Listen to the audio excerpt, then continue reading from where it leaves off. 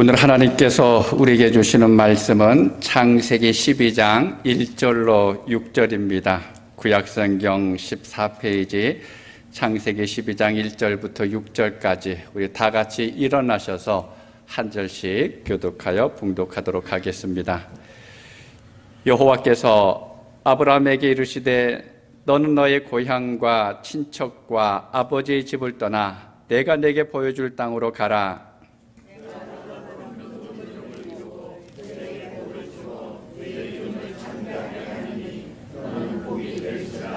너를 축복하는 자에게는 내가 복을 내리고 너를 저주하는 자에게는 내가 저주하리니 땅의 모든 족속이 너로 말미암아 복을 얻을 것이라 하신지라.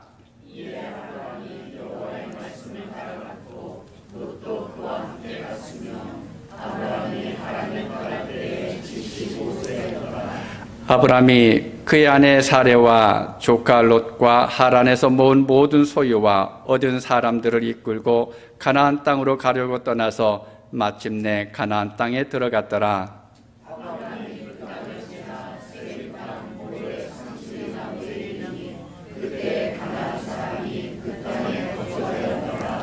아멘. 자리에 앉아주시기 바랍니다. 이 본문을 선택하고 처음에 고민을 좀 했습니다.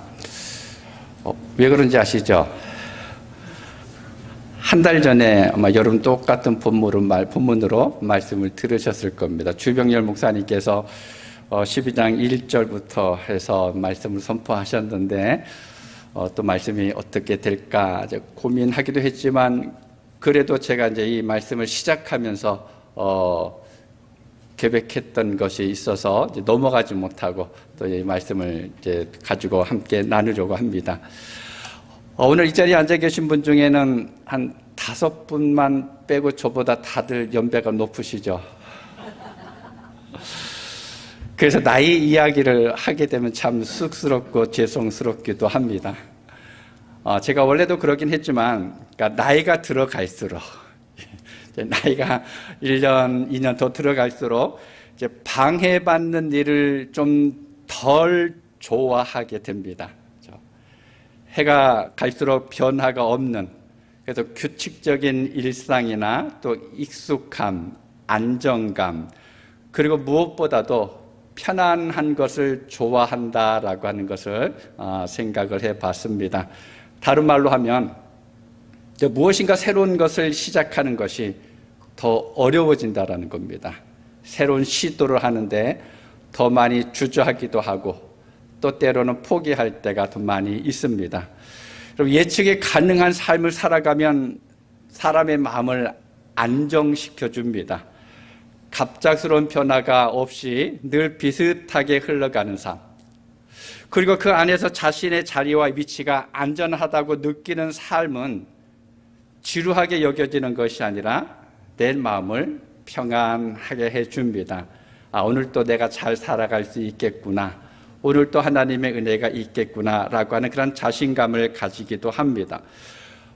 이런 것 자체로는 나쁜 것이 아니죠. 참 좋은 것입니다. 그런데 문제는 이것이 자칫 잘못하면 우상으로 변질이 될 수가 있다라는 것입니다. 익숙한 생활에서 벗어나지 않고 늘 하던 일을 절대적인 것으로 삼는 사람이 있습니다. 내가 여기서 벗어나면 죽을 줄 알고 생각하는 사람이 있습니다. 그래서 그것을 지켜내려고 합니다.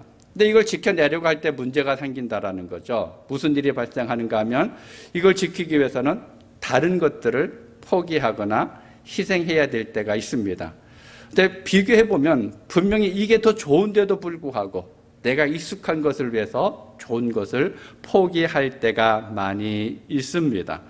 여러분, 이러한 삶의 태도를 계속해서 살아가다 보면 우리는 소외될 수도 있고 또 때로는 점점 더 뒤로 물러날 뿐만 아니라 파멸이라고 하는 것을 눈앞에 볼 수도 있습니다.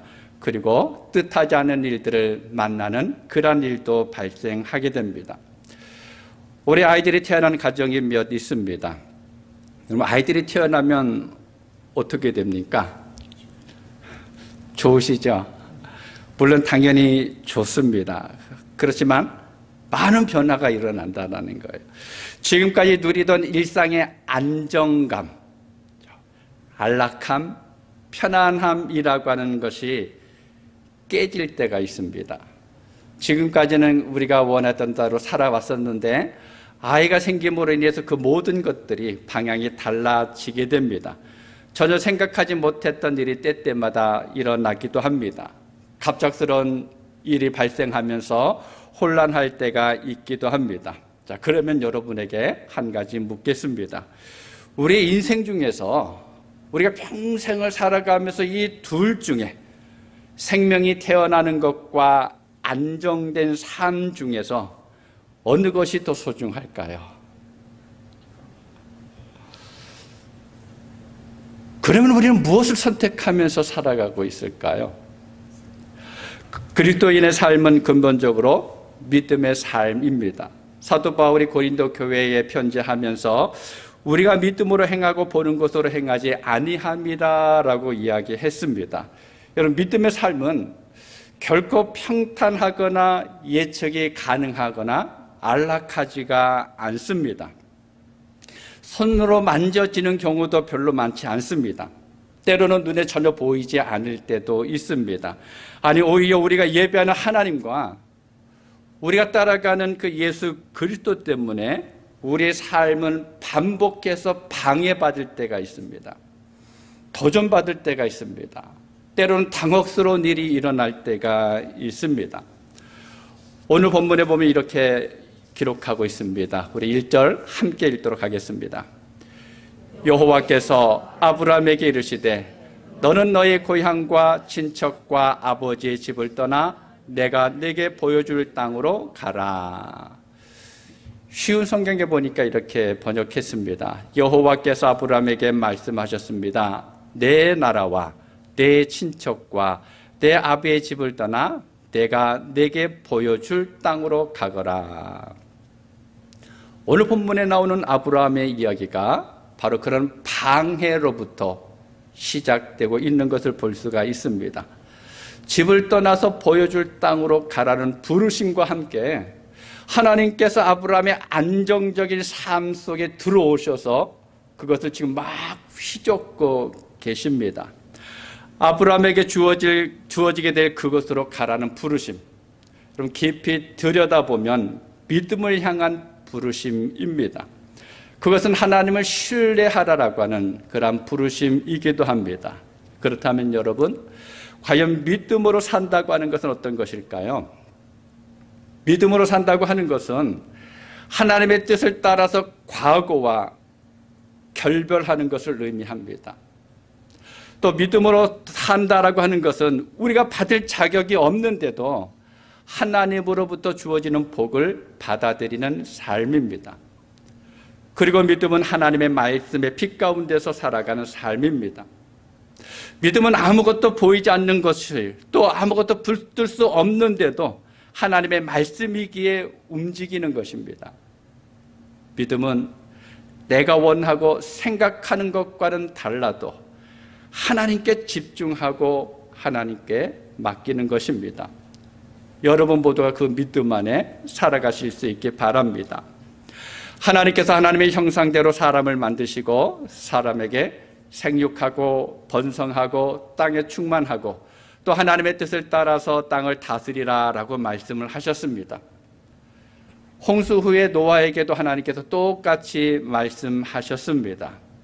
그런데 사람들은 하나님의 말씀에 순종해서 생육하고 번성하고 땅에 충만하고 하나님의 뜻에 따라서 다스리는 삶을 살기보다는 흩어지는 것을 싫어하고 자기들만의 도시와 성을 만들기 위해서 이들은 노력했습니다. 그래서 그들은 바벨의 탑을 세우기 시작했습니다. 홍수 심판 후에 노아 후손들이 시날 평지에 가서 도시를 건설하고 높은 탑을 쌓았는데 그것은 하나님의 약속을 믿지 못하고 자신들의 이름을 남기고 흩어지지 않기 위해서였습니다. 사람들이 살기에 부족함이 없는 모든 것을 갖춘 도시를 만들고 야, 우리가 하나님 없이도 충분히 살아낼 수 있지 않느냐, 하나님이 도우시지 않아도 우리의 능력으로 살 수 있지 않느냐라고 하는 것을 보여주기 위해서 성과 탑을 만들려고 했습니다. 여러분, 홍수 심판을 받기 전에 세상 사람들과 똑같은 모습이 홍수 후에 이 탑을 쌓는 사람들에서 찾아볼 수가 있습니다. 그런데 하나님께서는 그들을 다시 홍수로 심판하고 쓸어버리지 않으셨습니다. 왜 그랬습니까? 하나님의 약속 때문입니다. 하나님은 물론 심판하지 않으시겠다라고 하는 언약을 사람과 맺었기 때문에 하나님이 그렇게 하시지 않았습니다. 대신 하나님께서는 어떻게 하셨습니까? 말을 다르게 하셨죠. 그래서 사람이 흩어지게 하셨습니다. 언어를 혼잡하게 함으로 인해서 사람이 사람의 힘대로 살 수 없다라고 하는 것을 보여주셨습니다. 이렇게 하여 사람들이 자신의 이름을 내고 흩어지지 않고 거대한 도시를 만들겠다고 했던 그 계획이 실패하게 됩니다. 대신에 이루어진 것이 있습니다. 무엇이 이루어졌습니까? 하나님의 뜻이 성취됐다라는 거예요. 하나님께서 땅에 충만해야 한다고 말씀하신 대로 사람들은 온 땅에 흩어지게 됐습니다. 사람들은 흩어지지 않겠다고 모여 있었는데 하나님께서 언어를 혼잡하게 하심으로 인해서 그들을 흩으셨고 결국 하나님의 의지대로 이 땅에 번성하게 하셨습니다. 그리고 때가 되었을 때 하나님께서 또 다른 하나님의 일을 시작하십니다. 첫째는 하나님은 한 사람을 부르셨습니다.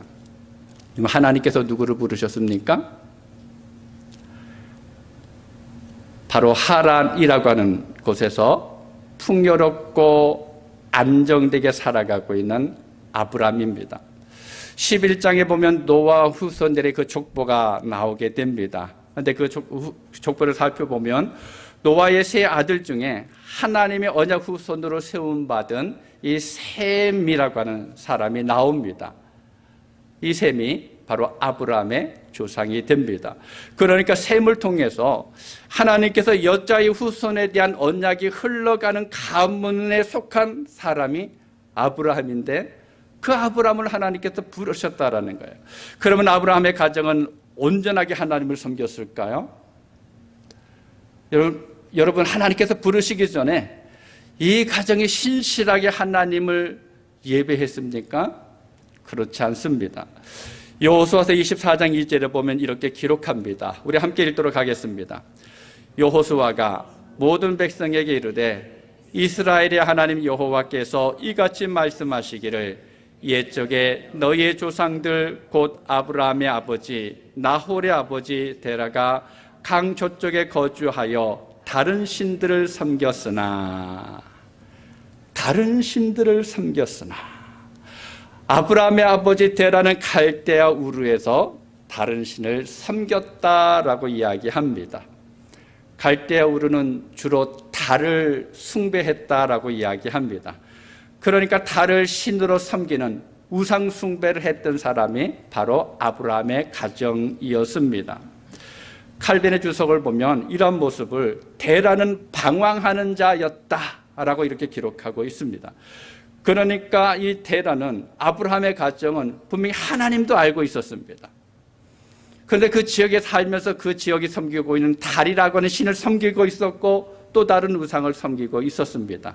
바로 그 사이에서 왔다 갔다 하면서 방황하고 있는 사람이 데라였습니다. 이러한 가정에서 하나님은 아브라함을 부르셨습니다. 아브라함의 아버지 데라가 영적으로 방황하고 있을 때 하나님께서 아브라함에게 자기 자신을 보이시면서 갈대아 우르를 떠나라고 말씀하셨습니다. 아브라함은 하나님의 말씀을 듣고 아버지 데라를 설득합니다. 그리고 하나님께서 인도하시는 곳으로 떠나기 위해서 출발을 합니다. 그런데 어떻게 했습니까? 중간에 하란이라고 하는 지역에 도착했는데 아버지 데라가 더 이상 가기를 원하지 않습니다. 그래서 아브라함은 할 수 없이 하란에서 아버지와 아버지 데라와 함께 잠시 더 머물러야만 했습니다. 분명히 아브라함은 순종을 했습니다. 그런데 절반의 순종밖에 되지 않습니다. 여러분, 절반의 순종은 순종일까요? 불순종일까요? 불순종이 되죠. 하나님 안에서의 순종은 끝까지 가야만 합니다. 하란에 머물면서 점차로 풍성해졌습니다. 재산도 점점 더 많아졌습니다. 생활도 안정이 됐습니다. 점차 그곳의 삶에 익숙해지고 또다시 하나님을 잊어가고 있었습니다. 그럴 때 하나님께서 아브라함을 부르시면서 떠나라, 가라라고 말씀하십니다. 다시 아브라함의 삶을 흔드시는 거예요. 이제 겨우 안정되는가 싶었는데 하나님께서 다시 오셔서 아브라함의 그 모든 삶의 터전을 흔들어 대고 있습니다. 여러분, 아브라함에게 주신 하나님의 명령이 무엇입니까? 떠나라, 가라입니다. 여러분, 떠나야 할 곳이 어디입니까? 친척, 고향과 친척과 아버지 집입니다. 아브라함에게 있어서 고향과 친척과 아버지 집은 비록 그것은 하나님은 없지만 자신을 지켜주고 보호해주고 의지할 사람이 있는 것을 말합니다.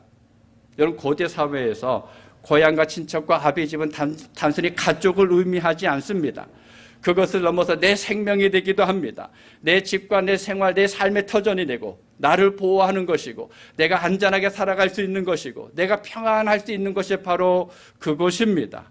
그러니까 고향과 친척과 아버지 집을 떠난다고 하는 것은 눈에 보여지는 이 두 손에 확실하게 붙잡아지는 그 안전장치, 요즘으로 말하면 은행 통장, 아니면 집, 직장, 사업장, 친구들을 다 버리고 떠나는 것과 같습니다. 내 손에 있는 것, 내가 누리고 있는 것을 내려놓아야 한다라고 하는 것이 바로 하나님께서 떠나라라고 하는 말씀의 의미입니다. 그런데 문제는 하나님께서 가라고 말씀하신 것이 확실하지가 않습니다. 어디로 가라고 말씀하셨습니까? 내가 보여줄 땅으로. 내가 보여줄 땅. 보여줄 땅이라고 하는 것은 말 그대로 아직 보여주지 않았다라는 것입니다. 언젠가는 보여주시겠다라고 하는 의미입니다. 그 땅이 어떤 곳인지에 대해서 아브라함은 아무런 정보가 없습니다. 그 땅이 좋은 곳인지 아니면 나쁜 곳인지, 많은 사람들이 살고 있는지 아니면 아무도 안 살고 있는지, 맹수들이 그것에 우글거리고 있는지 아무것도 그 땅에 대해서 알 수가 없습니다. 그러니까 지금 하나님께서는 아브라함에게 가장 확실한 것을 버리고 지금까지 내가 쌓아두었던 그 풍족한 것들을, 그 과거를 다 버리고 아무것도 보장되지 않고 불확실한 내일을 바라보면서 떠나서 가라라고 말씀하십니다. 요즘 이사하면서 아브라함처럼 이사를 가는 사람이 있을까요? 막 간혹은 있을 수도 있습니다. 근데 별로 없을 겁니다. 이사하기 전에 먼저 그곳에 직장을 찾게 되죠. 내가 살아야 할 집이 어디에 있을까 찾아봅니다. 자녀들이 있으면 학군도 또 알아봐야죠. 아이들이 좋은 교육을 받을 수 있는 곳인지 살펴보아야 합니다.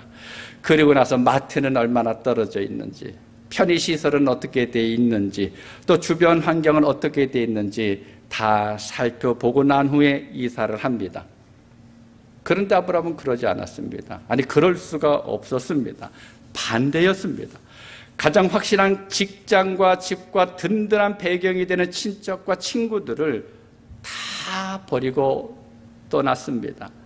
가야 할 그곳이 어떤 곳인지, 어떤 사람들이 있는지, 내가 살 집은 제대로 있는지, 이런 것에 대해서 아무런 정보를 하나님께서 말씀하시지를 않았습니다. 여러분, 그리스도인의 삶이 바로 그와 비슷합니다. 예수님을 나의 구주로 믿기 시작했다면 세상에서의 관계가 지금까지와는 달라져야 합니다. 세상에서 하나님이 필요 없다고 하면서 의지하면서 살았던 것들을 우리는 떠나보내야 합니다. 잘 떠나야지만 잘 믿을 수가 있습니다. 이것도 필요한데, 이것도 필요한데 끝까지 붙들고 있으면 그 믿음이 자라지를 못합니다.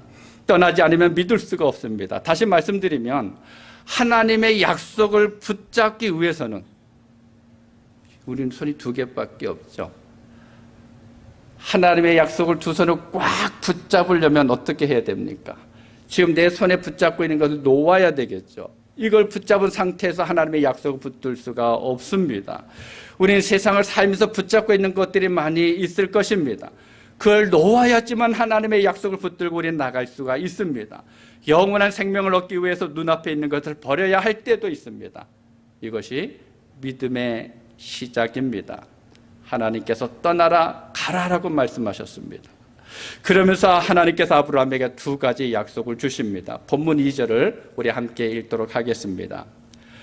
내가 너로 큰 민족을 이루고 내게 복을 주어 내 이름을 창대하게 하리니 너는 복이 될지라. 아멘. 하나님께서 아브라함에게 큰 민족을 이루고 내 이름을 창대하게 하겠다라고 말씀하셨습니다. 여러분, 바벨의 탑을 쌓은 사람들은 내 이름을 내려고 했죠. 이름을 낸다고 하는 것은 그 이름이 창대해지는 것입니다. 오랜 시간이 흘러도 자기 이름이 존경과 사랑받는 이름이 되게 하기 위해서 이 사람들은 탑을 세우겠다라고 했습니다. 그런데 하나님께서는 이 사람들의 노력을 무너뜨리셨어요. 이 사람들에게는 그것을 허락하지 않았습니다. 그런데 이번에는 아브라함에게 하나님께서 말씀하십니다. 하나님께서 그렇게 해주시겠다라는 거예요. 너를 창대하게 해주겠다라고 말씀합니다. 여러분, 창대해지려면 그 전에 뭐가 있어야 됩니까? 자손들이 많이 나타나야 되겠죠. 그런데 지금 아브라함은 어떻습니까?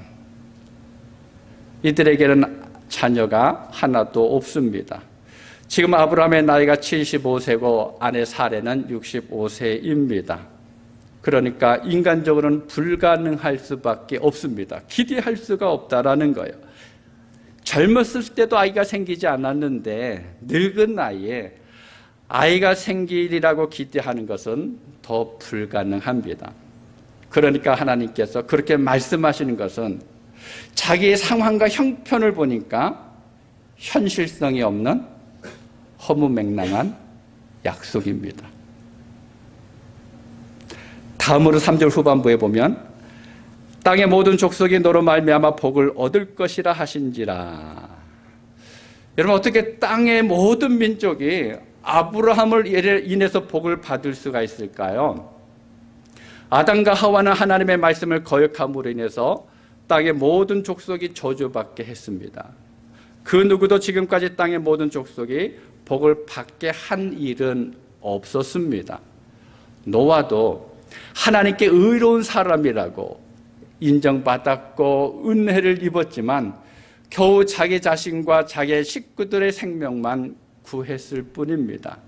그러니까 땅의 모든 족속이 저주받게 하는 일은 있었어도 복을 받게 하는 일은 없었습니다. 이 약속도 생각해 보니까 현실성이 없어 보입니다. 자, 그런데 중요한 것이 있습니다.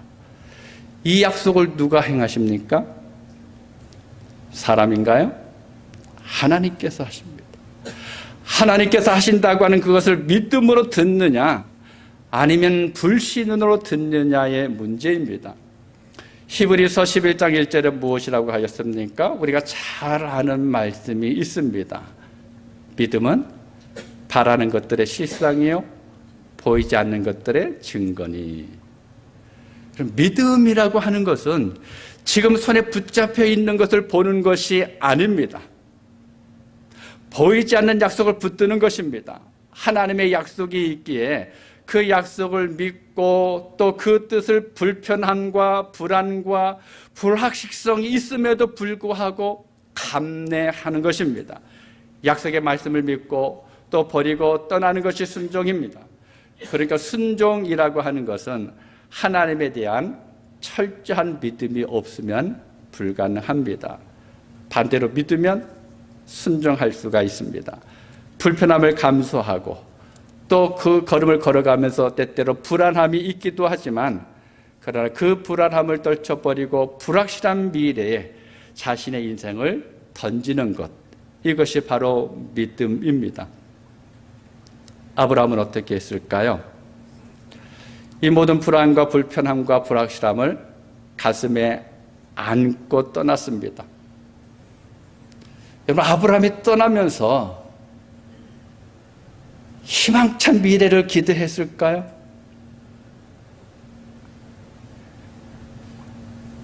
그 미래를 보고 떠난 것이 아닙니다. 무엇인가가 대단한 것을 향해서 나간 것이 아니라 아무것도 없는 미래를 향해서 나간 겁니다. 그러면서 하나님이 가라고 하신 곳으로 갔습니다. 믿음으로 순종한 것입니다. 하나님은 아브라함에게 떠나라고 하셨고 아브라함은 복잡하게 생각하지 않았습니다. 하나님이 가라고 하셨으니까 그냥 가보자 라고 하면서 일어났습니다. 하나님께서 노아에게 방주를 만들라고 하셨을 때 얼마나 많은 사람들이 무모한 짓이라고 하면서 조롱하고 또 비웃었을까요? 그런데 노아는 거기에 대해서 하나도 대꾸하지 않습니다. 하나님께서 맡겨주신 일에만 충성했습니다. 아브라함도 마찬가지입니다. 하나님께서 떠나라고 하시니까 떠났고 가라고 말씀하시니까 갔습니다. 이때 아브라함은 어떤 질문도 하지 않았습니다. 하나님, 거기 가면 제가 살 집이 있나요? 거기 가면 제가 농사 지을 땅이 있나요? 양들을 먹일 수 있는 그런 풀들이 풍족합니까? 제가 일할 곳이 있습니까? 아니면 환경은 어떻습니까? 내가 함께 살 이웃들은 좋은 사람들인가요? 아브라함은 물어보지 않았습니다. 그저 하나님이 명하시니까 떠나서 가야 한다는 생각뿐입니다. 그러니까 여러분, 이러니까 저러니까 그러면서 조건을 따져보고 내 마음에 들 때 행동하는 것은 믿음이 아닙니다. 비록 그렇다 할지라도 떠날 수 있는 것이 믿음입니다. 하나님께서 여러분을 부르실 때 여러분은 어떻게 하시겠습니까? 두 번째로는요, 아브라함은 하나님께서 보내신 곳에서 제단을 쌓았습니다. 우리 본문 6절을 우리 함께 읽도록 하겠습니다. 아브라함이 그 땅을 지나 세겜 땅 모래 상수리 나무에 이르니 그때 가나안 사람이 그 땅에 거주하였더라. 아브라함이 집을 떠나서 가나안 땅에 들어갔지만 하나님께서는 아브라함에게 기업이 될 땅을 주시지 않으셨습니다. 아브라함은 방랑자로 나그네로 살아갈 뿐이었습니다. 그런데 하나님께서 발붙일 땅을 하나도 주시지 않으면서 또 하나의 약속을 하십니다. 그것이 7절 전반부에 이렇게 기록합니다. 여호와께서 아브라함에게 나타나 이르시되 내가 이 땅을 내 자손에게 주리라 하신지라. 아브라함에게 주시겠다고 말씀하시지 않습니다. 자손에게 주시겠다라는 거예요. 근데 언제 자손인지 몰라요. 여러분, 이 말씀이 믿어질까요? 아니, 여러분이라면 믿으시겠습니까? 나에게 주시겠다 그러면 그래도 혹시 기대하면서 받아들일 수 있는데 자손에게 주시겠다라는 거예요. 시간이 지나도 보이는 것이, 손에 잡히는 것이 아무것도 없는데, 아니 지금 편안하게 쉴 수 있는 집도 없는데 여러분, 그런 약속을 믿을 수 있을까요? 고향과 친척과 아버지의 집을 떠나서 왔으니까 자그마한 땅이라도 주셔서 야, 너가 여기서 집을 짓고 좀 살아라 라고 말씀하셨다 그러면 내가 너를 보호할 거다, 내가 너를 지킬 거다, 내가 너와 함께 할 거다라고 하는 하나님의 말씀이 믿어질 수 있을 텐데 아무것도 주시지 않으면서 약속만 하시고 있습니다.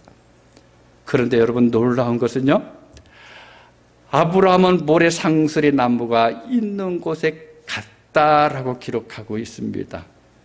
여러분, 이곳이 어딘지 아세요? 가나안 산당이 있는 곳입니다. 우상을 섬기고 있는 제단이 있는 곳이 바로 모래 상수리 나무가 있는 곳입니다. 아브라함은 이곳에서 첫 번째 제단을 쌓습니다. 그리고 다시 이동해서 베델로 가서 두 번째 제단을 쌓았습니다. 또 창세기 13장 18절에 이렇게 기록합니다. 이 아브라함이 장막을 옮겨 헤브론에 있는 마므레 상수리 수풀에 이르러 거주하며 거기서 여호와를 위하여 제단을 쌓았더라. 여러분, 아브라함이 제단을 쌓은 상수리 나무가 있는 곳은 바로 가나안 주민들의 신당의 자리입니다. 제단이 있는 거예요. 아브라함은 외부에서 나그네죠. 방황하는 사람입니다. 방랑자입니다. 그런데 그런 나그네가 그 땅에 살고 있는 사람들이 자신들의 신을 섬기고 있는 그 신전 옆에다가 하나님께 제사하겠다고 제단을 쌓고 실제로 제사를 했습니다. 칼빈은 이것을 이렇게 말했습니다. 자기가 가는 땅을 전부 하나님께 바치고 자신의 믿음으로 그 땅을 향기롭게 하려고 애썼다. 그러니까 아브라함은 이 땅이 지금은 가나안의 신들의 땅인 것처럼 보이긴 하지만 결국에는 여호와 하나님의 땅이고 여호와 하나님께서 나에게 영원한 기업으로 주실 땅이다라고 선포하고 있는 겁니다. 단순히 재물을 드리는 것이 아니라 여기는 하나님의 땅이다, 하나님께서 약속한 것이다라고 하는 것을 자기 자신에게 다짐할 뿐만 아니라 지금 이방 사람들에게도 선언을 하고 있습니다. 사랑하는 성도 여러분, 잠시 생각해 보시기 바랍니다. 하나님께서 여러분을 언제 어디서 부르셨습니까? 어떤 상황에서 하나님께서 여러분을 만나셨습니까? 하나님께서 여러분을 부르셨을 때 어떻게 하셨습니까? 그때 하나님께서 하신 약속의 말씀이 무엇입니까? 아니, 지금도 하나님께서는 여러분을 부르고 계십니다. 여러분을 향해서 끊임없이 말씀하십니다. 일어나라고, 가라고 하실 때가 있습니다. 여러분, 그 음성을 들으실 수 있기 바랍니다. 그리고 순종하시기를 바랍니다. 비록 지금은 확실하게 보이지는 않지만 하나님의 약속을 믿고 일어나서 앞으로 가면서 있는 그곳에서 하나님을 예배하고 하나님의 영광을 선포하면서 세상에 하나님의 이름을 외치는 여러분 모두가 되실 수 있기를 바랍니다. 뭔가 대단한 것이 이루어져 있을 때가 아니라 지금 이 순간에 내가 호흡하고 있는 이때에 내가 가는 그곳에서 하나님을 드러내는 여러분 모두가 되시기를 주님의 이름으로 축복합니다. 기도하겠습니다. 아버지 하나님, 감사드립니다. 하나님께서 우리를 사랑하셔서 날마다 우리를 부르십니다. 이 땅에서 많은 것들을 누리고 평안하게 사는 것도 좋지만 그러나 하나님께서 우리를 그 땅에 내버려 두지 아니하시고 하나님께서 약속하신 영원한 생명을 우리에게 주시기 위해서, 아니 우리가 생각하지 못했던 그 놀라운 것들을 우리의 삶 속에 나타내 보여주시기 위해서 계속해서 떠나라고, 가라고 말씀하십니다. 우리 그레이스 성경교회 모든 성도들이 하나님의 음성을 듣고 순종하게 하여 주옵소서.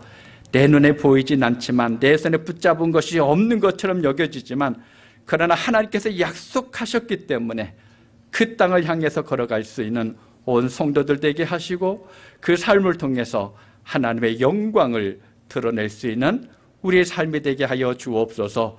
모든 것을 주님께 맡겨드리옵고 예수님의 이름으로 기도하옵나이다. 아멘.